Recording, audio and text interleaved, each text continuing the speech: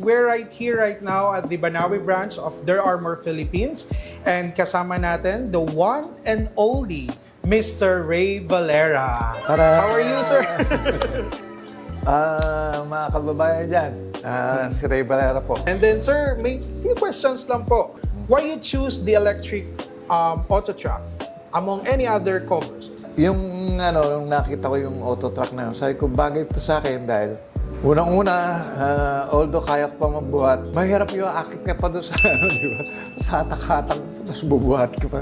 Correct. Medyo inconvenient kahit paano sabihin mo. Tapos siyempre, kapag may karga ka sa na medyo balikbayang box, kunwari, mulan, nininervous ka kapag tumutulo doon sa loob. Correct. Di ba? Ayusin na natin. Hindi para sa lahat ito. Alam niyo kung para saan tong produkto na to. Doon sa mga nag-iisip na kung mahal yung binili mong sasakyan, huwag mo nang pag-isipan na ilalagay mong pawardi-wardi lang.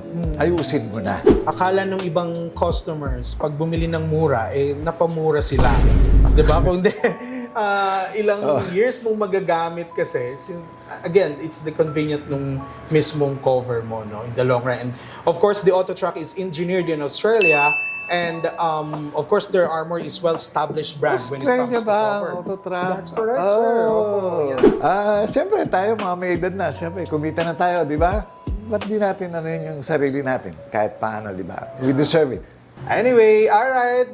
Again, this is Mark Ignacio. And again, thank you so much in behalf of the Thank you company. very much. It's Yeah. our pleasure na ma-meet kayo, Sir Ray Valera. Salamat Konting sample naman dyan, Sir Ray. Ay, kahit maputi na ang buhok ko.